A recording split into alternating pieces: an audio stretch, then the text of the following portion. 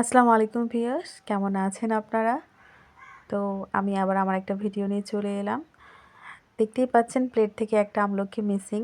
যারা একটা খেতে নিয়েছে, ও তো ছোট, ও তো জানে না।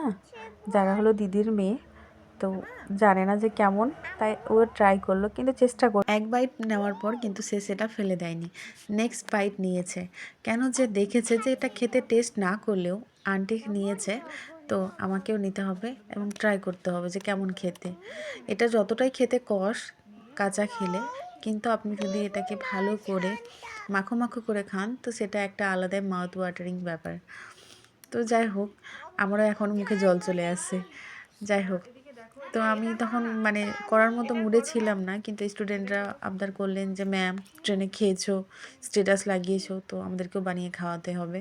যথারীতি দিদি আনিয়েছিলেন এবং আমাদেরকে সেটা দিয়েছিলেন। তো আমি প্রথমে একটা আমলকি নিয়ে ট্রাই করলাম, যে দেখি যদি ভালো হয় তাহলেই কিন্তু খাবো, না হলে কিন্তু আর বানাবো না, বাকিগুলো নষ্ট করা যাবে না। তো সেম স্লাইস করে কাটলাম, একটু বিট লবণ দিয়েছি, একটু কাঁচা লবণ, একটু কাঁচা লঙ্কা মিক্স করে নিয়ে ওদের রিয়াকশান চেক করে আমি আবার সেটাকে বানালাম।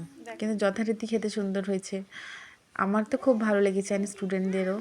তো যাই হোক, খাওয়ার পরে আমলকি কিন্তু আমাদের চুলের ত্বক খুব ভালো রাখে এবং চুলটাকেও মজবুত করে।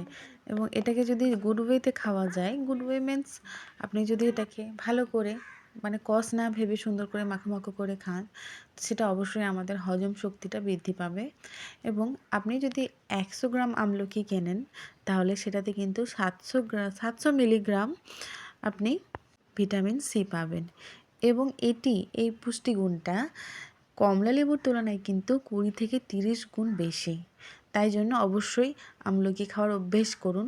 শুকনো তো আমরা খাই, কিন্তু কাঁচা আমলকিও আমাদের শরীরের পক্ষে অনেক ভালো, যেটা আমরা হয়তো জানতাম না। আমলকিতে প্রচুর পরিমাণে পলিফেনল, ফ্লাভোনয়েড এবং এলজিটানিন থাকে, যেমন ক্লানিন এ বি থাকে, যা ফ্রি র্যাডিক্যালের বিরুদ্ধে লড়াই করে, কোষের ক্ষতি রোধ করে। অ্যান্টিঅক্সিডেন্টের এটি একটি অত্যন্ত শক্তিশালী উৎস।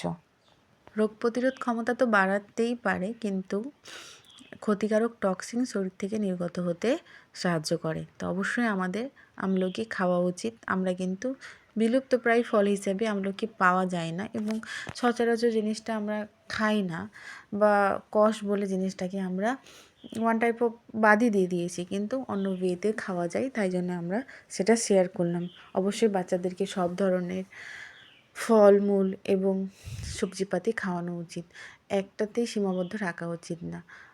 আমার ভিডিওটি ভালো লাগলে অবশ্যই একটা লাইক করে দেবেন এবং আমাকে কমেন্টে অবশ্যই জানাবেন যে আপনাদের কেমন লেগেছে। আপনারা সবাই ভালো থাকবেন।